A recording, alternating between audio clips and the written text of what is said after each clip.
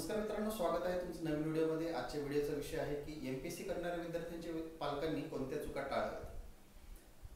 तर यामध्ये पहिल्यांदा सुरुवात करताना मी असं सांगेल की आपल्या पालकांना सुरुवातीला सांगतो की आई बाबा किंवा तुम्ही जे काय म्हणत असाल ते एमपीएससी नावाची एक परीक्षा आहे किंवा स्पर्धा परीक्षा हा एक प्रकार आहे करिअरचा, आणि त्याच्यामध्ये मला करिअर करायचं आहे, एक अधिकारी व्हायचं आहे, सरकारी परीक्षा देऊन त्याच्यामध्ये मला सरकारी अधिकारी बनायचे, हा एक प्रकार होतो। किंवा पालकांना कुठून तरी या सरकारी परीक्षांची एमपीएससीची कुठल्या तरी सोर्सेसकडून माहिती कळते, काही असेल, सोशल मीडिया असेल, पेपर असेल, अजून काही गोष्टी असतील, तर अशा सोर्सेसकडून त्यांना माहिती मिळते आणि त्यांना वाटतं की आपल्या पाल्याने त्याचं करिअर स्पर्धा परीक्षा देऊन सरकारी अधिकारी होऊन सेट करावं। तर हे दोन प्रकार होतात। तर इथं सुरुवातीला पालकांची चूक काय होते की ते कोणत्याही प्रकारचा रिसर्च न करता अनट्रस्टेड सोर्सेसवर विश्वास ठेवून आपल्या पाल्याला म्हणजे समजा आता एमपीएससी करतायत तर पुण्याला, किंवा यूपीएससी करणार आहेत तर दिल्लीला, कसलाही रिसर्च न करता त्याचा इंटरेस्ट आहे का किंवा या पेपर पद्धतीचा अभ्यास न करता ते पाठवून देतात। तर इथं आपली पहिली चूक होते। त्यामुळे एमपीएससी करणाऱ्या विद्यार्थ्यांच्या पालकांनी पहिली चूक काय टाळली पाहिजे? रिसर्च करणे। रिसर्च केलाच पाहिजे। आता रिसर्च करणे म्हणजे काय? काय रिसर्च केला पाहिजे एमपीएससीच्या विद्यार्थ्यांनी किंवा एमपीएससी करणाऱ्या विद्यार्थ्यांच्या पालकांनी पहिला रिसर्च काय केला पाहिजे?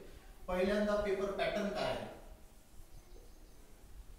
पेपर पॅटर्न म्हणजे काय परीक्षा आहे बाबा, तर त्याला पॅटर्न म्हणजे काय? प्रिलिम्स असते, एक मेन्स असते, पीएसआय असेल तर त्याला फिजिकल असतं, राज्यसेवा असेल तर त्याला इंटरव्ह्यू असतो।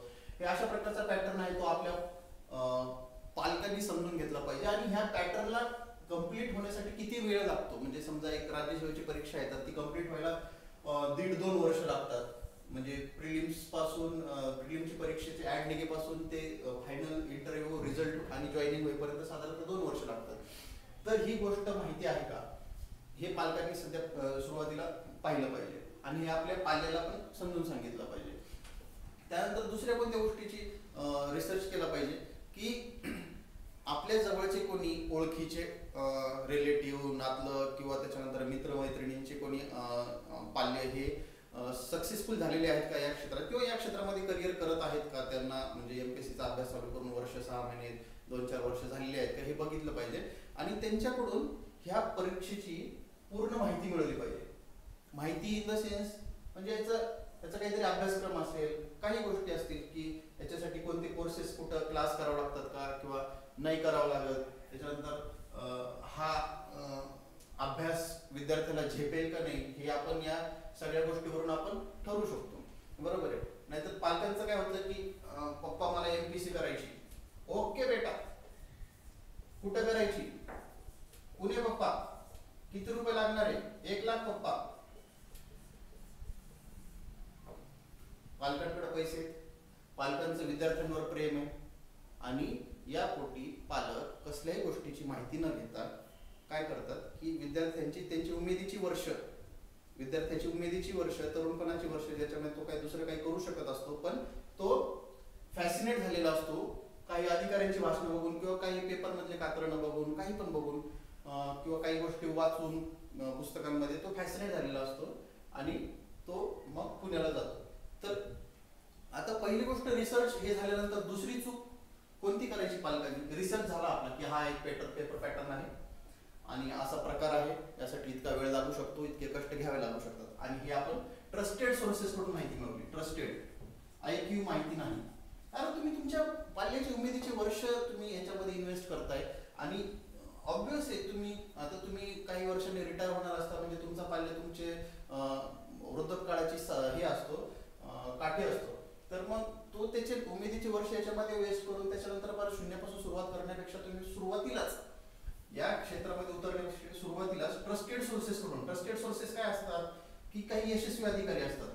कोणताही यशस्वी अधिकारी, समजा तुम्हाला नाव कळलं, कोणत्याही पेपरमध्ये नाव आलं किंवा कुठेही आलं, तर त्या यशस्वी अधिकाऱ्याला तुम्ही फेसबुकवर शोधा, इंस्टाग्रामवर शोधा, कशावर शोधा तुम्ही, आणि त्याच्याशी कॉन्टॅक्ट करायचा प्रयत्न करा। सगळे अधिकारी म्हणजे एकदम प्रेमाने सगळ्या व्यवस्थित गोष्टी समजून सांगणारे आहेत नव्या पिढीचे।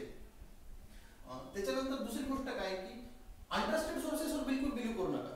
म्हणजे मी 5 वर्ष वर्षापूर्वी माझा कोणता मित्र एमपीएससी करत होता आणि त्याची मी तुम्हाला भेट घालून देतो, नाही, थांबा.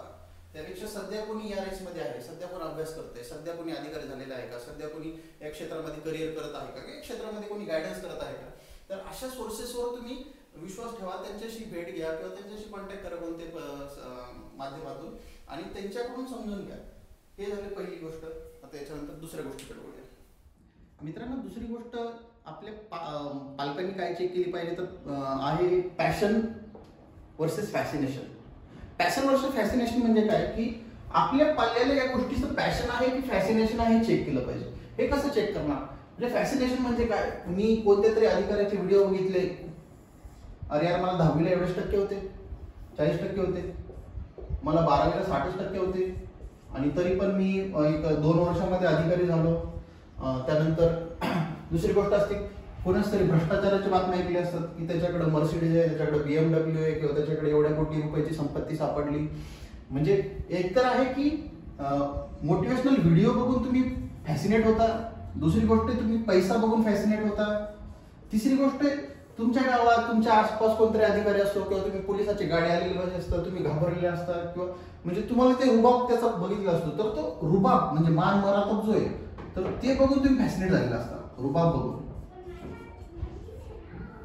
किंवा अशाच कोणत्या तरी जे चमकोगिरीच्या गोष्टी आहेत ह्या बघून तुम्ही फॅसिनेट होता. फॅसिनेट होता म्हणजे काय, तशी स्वप्न रंगवायच बघता ज्याच्यातून तुम्हाला काहीतरी अनकन्स्ट्रक्टिव्ह करायचं असतं, म्हणजे डिस्ट्रक्टिव्ह गोष्टी करायच्या असतात. पैसा ह्याच्यातून मिळतोच, म्हणजे प्रामाणिक सरकारी अधिकारी पैसा कमवतोच, पोटापुरता कमवतो, वरती त्याला काही जास्त मिळत नाही, जेवढा सगळ्यांना पगार असतो तेवढाच असतो. रुबाब वगैरे ठीक आहे, पण ते रुबाबाचा गैरवापर करता येत नाही तुम्हाला. म्हणजे जी रुबाब म्हणजे तुम्हाला ऍक्च्युअली ऑथॉरिटी मिळालेली असते, एखाद्या गोष्टीची अधिकार मिळालेला असतो आणि त्याचा तुम्हाला कन्स्ट्रक्टिव्ह वापर करायचा असतो, त्यामुळे हे पण फेक आहे.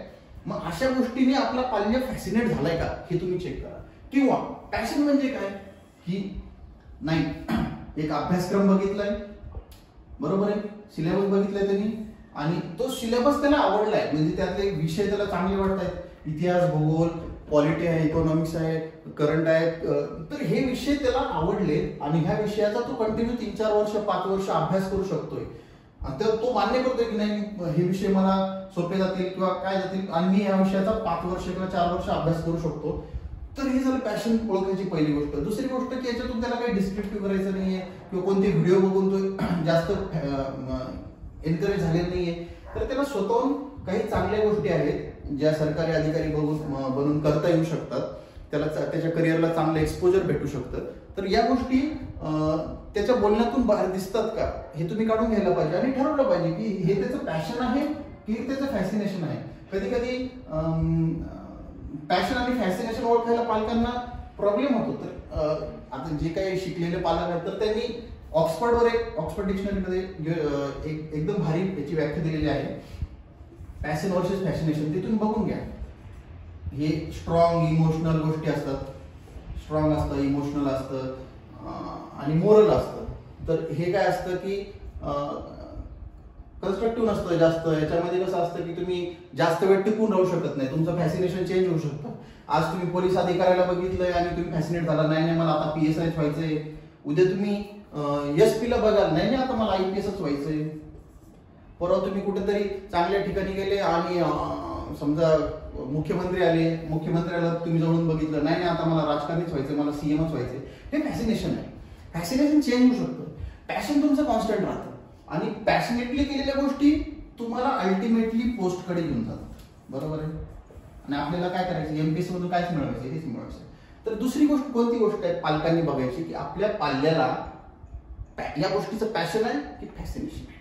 ठीक आहे मित्रांनो, तिसऱ्या गोष्टीकडे वळूया. तिसरी गोष्ट पालकांनी काय चूक टाळावी की पालक फॉलोअप घेत नाही पालक. तर फॉलोअप न घेणे ही सगळ्यात मोठी चूक आहे असं मला वाटतं. कारण आता समजा तुमचा विद्यार्थी तुमचा पाल्य स्पर्धा परीक्षेचा अभ्यास करण्यासाठी कोणत्या ठिकाणी गेला, समजा पुण्याला गेला, औरंगाबादला गेला किंवा तुमच्या जिल्ह्याच्या ठिकाणी गेला, तर तुम्ही फॉलोअप घेतला पाहिजे. फॉलोअप याचा अर्थ काय की पप्पा मला पैसे लागतायत, 5 तारखेला 10,000 रुपये पाठवून द्या, आणि पप्पानी लगेच 5 तारखेला संध्याकाळी 10K पाठवून दिले. हा फॉलोअप नाही आहे. हे तुमचं पाल्यावरचं प्रेम आहे की त्याला काही अडचण येऊ नये, त्याला अभ्यासामध्ये काही डिस्टर्बन्स येऊ नये आणि त्याला पाहिजे त्या गोष्टी, त्याला अभ्यासाला ज्या गोष्टी लागत आहेत तर त्या गोष्टी साठी जास्त कष्ट करावे लागू नयेत, त्यामुळे तुम्ही झटक्यात पैसे देतात. तर ही गोष्ट फॉलोअप नाही आहे. फॉलोअप काय गोष्ट आहे की समजा आता प्रत्येकाच्या घरी पेपर येत असतो किंवा एमपीसी अशी परीक्षा झाली की ह्याची आता चावडीवर चर्चा होते. तर एमपीसीची पूर्व परीक्षा आली आहे, ह्या तारखेला आहे, पेपरमध्ये येतात किंवा चर्चा होतात. आपण आपल्या पाल्याला विचारलं पाहिजे, बाबा रे 1 महिन्यावर तुझी परीक्षा आली का, चांगला अभ्यास करतोयस ना. दुसरी गोष्ट, एमपीसी पूर्व परीक्षा पास झाल्यानंतर 8 दिवसामध्ये आपल्याला त्याचं आन्सर की येते, त्याचा स्कोर येतो. तर हे आपण काय पहिल्या गोष्टीमध्येच माहिती करून घेतलं की रिसर्च काय केलं पाहिजे. तर आपल्याला माहित पाहिजे 8 दिवसामध्ये आन्सर की येते. मग समजा 20 तारखेला परीक्षा झाली तर मग 8 दिवसामध्ये म्हणजे 28 तारखेला तुम्ही विचारलं पाहिजे पाल्याला आन्सर की आली का, त्याचा स्कोर काय आहे आणि स्कोर हा पास होण्याच्या रेसमध्ये आहे की नाहीये, तर हे तुम्ही विचारलं पाहिजे. किंवा आता समजा तो पास होणार असेल विद्यार्थी, तर तुम्ही त्याला आता समजा 28 तारखेला त्याला आन्सर की आली, त्याला कळलं की बाबा कंबाईनची परीक्षा आहे आणि मला 55 मार्क पडलेले आहेत, ज्याच्यामध्ये मी PSI ला पास बसू शकतो. तर मग पालकांनी त्याला विचारलं पाहिजे की काय झालं, म्हणजे आता तू पास होऊ शकतो ना, म्हणजे पास होच हे नाही तर तुझी परीक्षेचं काय झालं हे फॉलोअप घेतलं पाहिजे. त्याच्यानंतर मग काही मेन्सची परीक्षा कधी असू शकते हे पालकांनी विचारलं पाहिजे. समजा तो म्हणला नाही माझी 4 महिन्यांनी मेन्सची परीक्षा आहे, तर मग 4 महिने आपण त्याला इमोशनली मोरली सपोर्ट केला पाहिजे, त्याला एनकरेज केलं पाहिजे की बाबा व्यवस्थित अभ्यास कर, तुला काही कमी लागत असेल तर सांग, काही गोष्टी आपण अजून वाढवू शकतो, काही गोष्टी तुला काही डिस्टर्बन्स होत असेल तर आपण त्या गोष्टी चेंज करू शकतो. तर ह्या गोष्टीचा फॉलोअप घेतला पाहिजे. म्हणजे त्याच्या अडचणी काय आहेत आणि त्याची स्पर्धा परीक्षेची तारीख काय आहे, तर त्यानुसार त्याच्यामध्ये त्याला काही प्रॉब्लेम तर येत नाही ना, त्याच्या अभ्यासाला काही डिस्टर्बन्स होत नाही ना, तर या गोष्टीचा फॉलोअप घेतला पाहिजे. आणि त्याची विचारपूस केली पाहिजे. विचारपूस ही चांगल्या लँग्वेजमध्ये म्हणतोय. म्हणजे समजा तुम्ही दिवसातून एकदा कॉल करत असाल तर 4 दिवसातून एकदा कॉल करत असाल, 2 दिवसातून, तर विचारपूस केली पाहिजे की तुझं जेवण व्यवस्थित आहे का, राहायला काही प्रॉब्लेम येतोय का, अभ्यासामध्ये काही अडचण येते का, कोणत्या गोष्टीचा क्लास लावायची गरज आहे का, किंवा अजून तुझ्या लाईफमध्ये काही प्रॉब्लेम आहेत का. तर हे विचारपूस केली पाहिजे. म्हणजे काय फॉलोअप घेतला पाहिजे. आणि ही आता मेन्सची परीक्षा आहे हे तुम्हाला कसं कळतं, समजा तुमच्या पाल्याला तुम्हाला विचारायचं नाही, पेपरमध्ये येतं राज्यसेवा मुख्य परीक्षा ह्या तारखेला आहे आणि कंटिन्यू म्हणजे कोणताही पेपर घ्या महाराष्ट्रात त्याच्यात येतं कंबाईनची PSIची मुख्य परीक्षा आहे, पेपरमध्ये येतं. हे तुम्ही फॉलोअप घेतलं पाहिजे. कारण तुम्ही तुमच्या विद्यार्थ्याची, तुमच्या पाल्याची, उमेदीची वर्ष याच्यामध्ये इन्व्हेस्ट केलेली आहे. मग फॉलोअप केलं काम नाही फक्त पैसे पाठवले, मी माझं काम केलं तू तुझं काम कर. चूक, अत्यंत चूक. पैसे पाठवल्याने गोष्टी सॉल्व्हच होतात असं नाही. कारण तुम्हाला तर माहिती आहे प्रत्येक गोष्ट पैशाने मिळत नाही. तर काही गोष्टी इमोशनली लागतात, काही गोष्टी मोरली लागतात. तर आणि एमपीसी अशी स्पर्धा परीक्षा आहे ना की ही एकट्याने लढायची लढाई तर बिलकुल नाही आहे, बिलकुलच नाही. म्हणजे एकट्याने लढलं तर तो यशस्वी होऊ शकतो का, 100% होऊ शकतो. परंतु समजा कलेक्टिव्हली लढले ते, म्हणजे मी माझे आता अमृतेश औरंगाबादकर सरांचं IAS आहेत, ते 2014-15चे IAS होते. देशातून ते 11वे आले होते बहुतेक. तर त्यांच्या वडिलांनी काय केलं, त्यांच्या वडिलांनी रिटायर झाले होते, तर ते पेपर वाचायचे, त्याच्यातून नोट्स काढायचे आणि ते अमृतेश सरांना द्यायचे. त्याच्यानंतर त्यांच्याही अशाच कॉम्प्लिमेंटरी गोष्टी, त्यांच्या अभ्यासाला पूरक असलेल्या गोष्टी त्यांना द्यायच्या. ह्याच्यातून काय झालं, त्या माणसाने म्हणजे अमृतेश औरंगाबादकरांनी वयाच्या 21-22व्या वर्षी FC कॉलेजला, फर्ग्युसन कॉलेजला BA झाल्यानंतर BA BSc समथिंग काय झाला आणि त्याच्यानंतर त्यांनी पहिल्याच प्रयत्नामध्ये 21व्या वर्षी देशातून 11वे येऊन IAS झाले ते. बरोबर. मग हे कसं काय झालं, आणि समजा कोणाला तर 4 वर्ष लागले असतील, 5 वर्ष लागले असतील, तर इथं काय झालं, या विद्यार्थ्याला इमोशनली मोरली सपोर्ट मिळाला. आणि तुमच्या गोष्टी म्हणजे त्याच्या अभ्यासामध्ये त्याला मदत झाली. आता प्रत्येक पालकाला ह्या गोष्टी करता येईल असं नाहीये, परंतु ज्यांना शक्य आहे. आणि हा फॉलोअपचा भाग आहे, हा फॉलोअपचा भाग आहे ना. तुला काय लागतंय का सांग, मी माझ्या तऱ्हेने काही इनपुट देऊ शकतो का सांग, किंवा कोणत्या अधिकाऱ्याची भेट पाहिजे, तुला मार्गदर्शन करायचंय, माझ्या रेफरन्सने काय ओळखी आहेत का ते बघूया आपण. अशा पद्धतीने पाल्याला तुम्ही प्रोत्साहित केलं तर मग ह्या गोष्टी सोप्या होतात आणि इथला टप्पा गाठायला सुकर होतं. ठीक आहे मित्रांनो. याच्यानंतरची बाब अशी आहे की पालकांची आपल्या पाल्याशी काय भाषा असली पाहिजे. भाषा याचा अर्थ काय की समजा आता आपलं पाल्य आहे, तो आता 3 वर्ष झालं तो कुठल्या तरी ठिकाणी जाऊन अभ्यास करतोय, आपण 3 वर्ष झालं त्याला कंटिन्युअसली पैसे देतोय, सगळ्या गोष्टी देतोय, पण तो त्याचा रिझल्ट देऊ शकलेला नाहीये. तर एकतर पालकांनी, आता पालक सुरुवातीला बोलताना पहिल्या वर्षी एनकरेज करतात, तू लढ, मी पैसे पाठवतो, तू लढ बिंदास. दुसऱ्या वर्षी काय करतात, अभ्यास कर बरं का, मी पुन्हा पुन्हा अवघड होतंय, मी जास्त पैसे नाही पाठवू शकत. तिसऱ्या वर्षी काय होतंय, अरे काय नावातच फौजदार आहे का, कधी परीक्षा करणार आहे, इकडे मरमर मरतोय मी, तू परीक्षा पैसे पाठवतोय, तू काय करतोय का नाही मला काही कळत नाही. चौथ्या वर्षी काय होतं, पालक सपोर्ट करून देतात आणि टोमणे मारायला चालू करतात. तर हे असा टप्पा होतो. तर कोणत्याही पालकांनी ह्या टप्प्यावर बिलकुल जाऊ नये. ह्या टप्प्यावर ते काय होतात, कारण त्यांच्यावर प्रेशर आलेलं असतं आणि ते प्रेशर कोणतं असतं, समाजाचं प्रेशर असतं. म्हणजे कोणाचा तरी मुलगा चांगल्या प्रायव्हेट जॉबमध्ये असतो आणि त्याने आता फ्लॅट घेतला, कोणी गाडी घेतली, कोणी 4 व्हीलर घेतली, कोणाचं लग्न झालं, अशा गोष्टी असतात जे समाजाकडून तुम्हाला प्रेशर येतात. समाज तुम्हाला रोज विचारतो, काय झालं तुझ्या पोराचं, 4 वर्ष झालं करतोय, काय झालं पोराचं तुझं, 3 वर्ष झालं करतोय, तुझ्या पोरीचं वय काय झालं, 25 वर्ष झालं, तुझी पोरगी अजून ते अभ्यासच करते, लग्न कधी करणार आहे त्याचं. ह्या गोष्टी होतात. आणि ह्या गोष्टी कुठून येतात, सोसायटीकडून येणारं प्रेशर. सोसायटीकडून जेवढं प्रेशर येते, हे प्रेशर आपण पास ऑन करतो कोणावर, आपल्या पाल्यावर ऑलरेडी प्रेशर आहे ना, त्याला माहिती ना त्याची 3-4 वर्ष इन्व्हेस्ट केलेली, तिथं सध्या तो एका टप्प्यापर्यंत आलेला आहे, जो कधी परीक्षा पास होऊ शकतो किंवा काय. तर तुम्ही अजून त्याला त्याचे सोसायटीकडून येणारा प्रेशर, तुमच्यावर येणारा प्रेशर तुम्ही त्याला पास ऑन करताय, हे अत्यंत चुकीचं आहे. त्यामुळे पालकांनी काय केलं पाहिजे, पहिली गोष्ट भाषा अत्यंत चांगली एनकरेजिंग वापरली पाहिजे. पहिल्या वर्षी जे आहे, पहिल्या वर्षी वापरतानाच व्यवस्थित वापरली पाहिजे की व्यवस्थित अभ्यास कर, आपल्याला पास व्हायचंय आणि पास होऊन आपल्याला मग गोष्टी सेटल होतील, तर असं सांगायचं. आणि चौथ्या वर्षी पण तू टेन्शन नको घेऊ, तुला वाटतं तू करू शकतो, आम्हाला तुझ्यावर विश्वास, आणि विश्वास दाखवलाच पाहिजे. ऑब्व्हियस आहे, विश्वास हा खूप महत्वाचा शब्द आहे. पालकांनी आपल्या पाल्यावर विश्वास ठेवलाच पाहिजे, पण विश्वास कोणता नको, अंधविश्वास नको. विश्वास ठेवा. विश्वास कसा ठेवला तुम्ही, फॉलोअप घेऊन. फॉलोअप मध्ये दिसलं माझं पाल्य प्रिलिम्स पास होतोय, मेन्स पास होतोय, ठीक आहे, इंटरव्ह्यू त्याला मार्क येत आहे, किंवा माझं पाल्य सारखं प्रिलिम्स पास होतोय, मेन्स मध्ये त्याला थोडंसं कमी पडतोय, तो त्याचे कष्ट वाढवेल, मेहनत वाढवेल, आपण त्याला अजून एनकरेज करू. तर इथं विश्वास दाखवला पाहिजे. पण आंधळा विश्वास म्हणजे कसा, फॉलोअपच घेतला नाही, पहिल्या वर्षी घेतला नाही, आता 4 वर्ष झाले अजूनही घेतला नाही. काय करतोय रे तू, अभ्यास करतोय.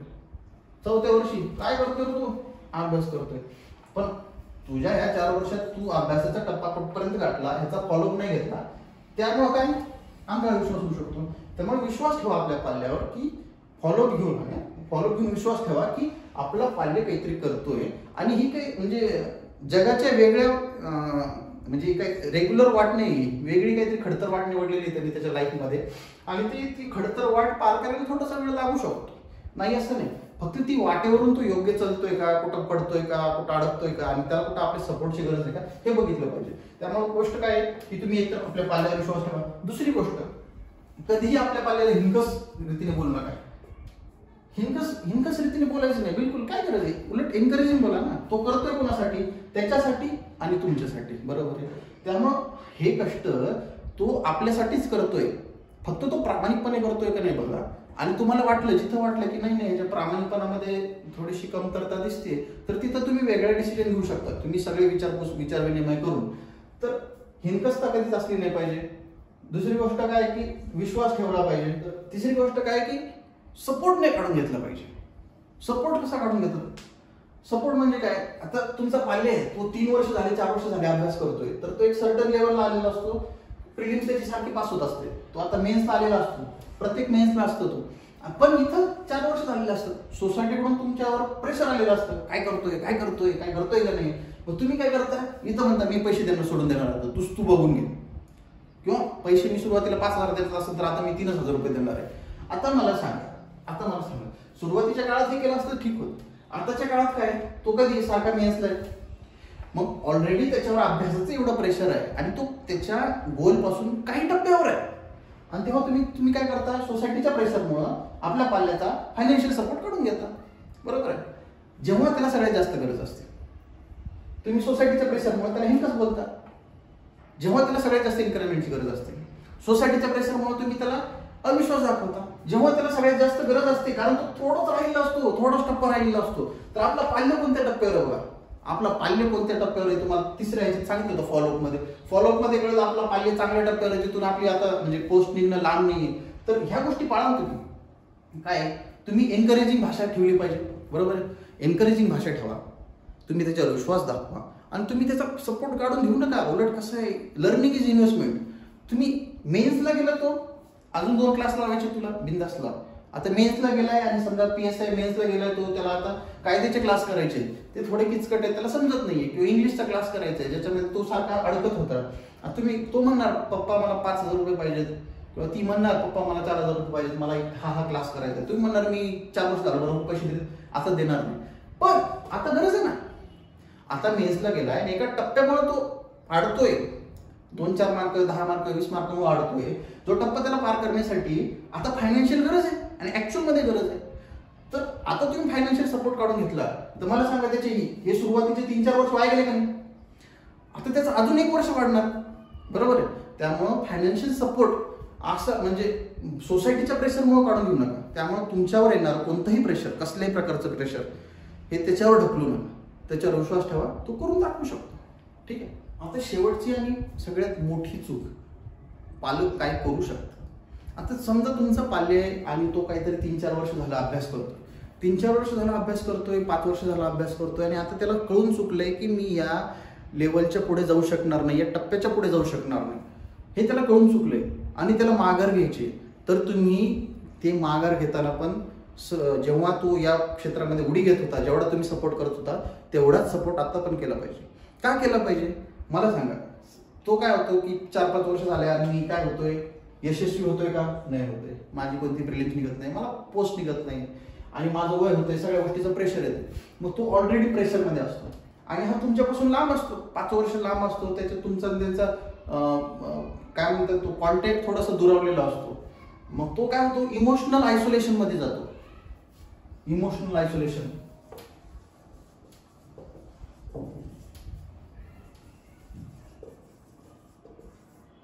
इमोशनल आयसोलेशन मध्ये जातो तो. इमोशनल आयसोलेशन मध्ये जातो म्हणजे काय आहे की त्याच्या मनातल्या ज्या भावना आहेत तो कुणापाशी व्यक्त नाही करू शकत. समजा त्याच्या मनातल्या भावना त्यांनी कुणापाशी व्यक्त केलं, कुणापाशी करू शकणार तो. त्याचा एक कोणता मित्र असेल, त्याची कोणती तरी मैत्रीण असेल, त्याची कोणतरी समजा त्याचा कोणतरी भाऊ असेल, कोणी असेल. पण हे काय करू शकतात, हे सगळे ज्याच्यापाशी तो त्याच्या मनातली भावना व्यक्त करेल, हे काय करू शकतात, फक्त ऐकून घेऊ शकतात. एवढंच, कानाने ऐकून घेऊ शकतात. ह्याच्या पुढे काय, त्या गोष्टीवर काही उपाय सुचवू शकतात, पण ते उपाय अंमलबजावणी करू शकतात का नाही करू शकत. कारण ती ऑथॉरिटी कुणाला आहे, तुम्हाला आहे.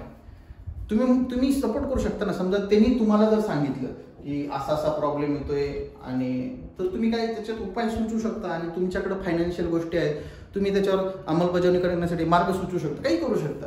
तर इमोशनल आयसोलेशन मधला पाल्य, समजा तुमचा त्याचा जास्त कॉन्टॅक्ट नाहीये, पाल्य इमोशनल आयसोलेशन मध्ये गेलाय, तर ह्याच्या पुढची गोष्ट काय असते माहिती आहे. ह्याच्या पुढची गोष्ट असते मेंटल ब्रेकडाऊन.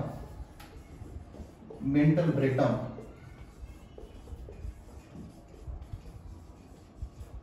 मेंटल ब्रेकडाऊन म्हणजे काय माहिती का, मानसिक खच्चीकरण. आता मला सांगा, ज्याच्या भावनाच तो कुणाला बोलून दाखवत नाही, भावना कोणत्या, अपयशाच्या भावना तो कुणाला बोलून दाखवत नाहीये, त्याच्यामुळे त्याचं काय होतंय, मानसिक खच्चीकरण होतंय. तर तो स्वतःवरचा कॉन्फिडन्स लूज करून जातो. म्हणजे त्याला आत्मविश्वासच राहत नाही की तू त्याच्या लाईफमध्ये काही करू शकतो का नाही. कारण तो हे तुम्हाला बोलून दाखवू शकत नाही, इमोशनल आयसोलेशन मध्ये असतो. त्याच्यामुळे मग तो बोलून दाखवू शकत नाही. मग तो आतल्यात पुढेच राहतो, स्वतःला दोष देत राहतो. यार माझ्या आई वडिलांनी एवढा विश्वास ठेवला, त्यांना मी अधिकारी बनून दाखवणार होतो, त्यांनी माझ्यावर एवढे पैसे इन्व्हेस्ट केले, माझे जवानी जी काय असते बाबा, समजा 22 ते 27 मी माझ्या याच्यामध्ये इन्व्हेस्ट केली, पण तरी पण मी पोस्ट मिळवू शकलो. तर मग तो काय होतो, इमोशनल ब्रेकडाऊन मध्ये जातो, आपलं मेंटल ब्रेकडाऊन मध्ये जातो. आणि ह्याच्या पुढची लेवल मग अजून जास्त खराब असते, डिप्रेशन मध्ये जातो. तर हे सगळं टाळण्यासाठी तुमचा आणि तुमच्या पाल्याचा इमोशनल कनेक्ट असला पाहिजे. आणि इमोशनल कनेक्ट असला की मग त्याच्या अपयशामध्ये तुम्ही जेवढं सुरुवातीला एंट्री करताना जेवढा सपोर्ट केला, तेवढा एक्झिट करताना पण केला पाहिजे. तुम्ही कारण काय, तुम्हाला महत्वाचं काय आहे बघा, तुम्हाला तुमचं पाल्य महत्वाचं आहे का तुमच्या पाल्याची मिळालेली किंवा न मिळाली पोस्ट महत्वाची, ते तुम्ही ठरवलं पाहिजे. त्याच्यावरून मग आता कोणत्याही पालकांना त्यांचं पाल्य महत्वाचं असतं. समजा तुमचा पाल्य महत्वाचं तर तुम्ही त्या गोष्टीमध्ये सपोर्ट केला पाहिजे. आता सपोर्ट कसा करणार, की पहिली गोष्ट की तुम्ही तुमच्या पाल्याची, तुमच्या नातेवाईक, तुमचे मित्रमैत्रीण किंवा त्याचे पाल्याचे मित्रमैत्रीण यांच्यासोबत कंपॅरिझन नाही केलं पाहिजे. म्हणजे अरे यार त्यांनी तर 4 व्हीलर घेतली, त्याचं तर 5 लाख रुपये पॅकेज झालं, तो तर US ला गेला, त्यांनी एमटेक केलं, त्यांनी काही केलं असं, किंवा त्यांनी बिझनेस स्टार्ट केला किंवा त्याचं लग्न झालं, ही तुलना नाही केली पाहिजे. कारण काय, समजा तुमच्या पाल्याने ही परीक्षा क्रॅक केली असती, तो तहसीलदार झाला असता, DYSP झाला असता, PS झाला असता, तर उद्या हेच नातेवाईक ज्यांनी 4 व्हीलर घेतली, ज्यांच्या मुलांनी काहीतरी US ला गेला, ते म्हणले असते काय करतो तू तिकडं इकडं बघ, आज ते इथं बघून किती रुबाब जाणणार आहे, तहसीलदार झाला किंवा PS झाला किंवा DYSP झाला.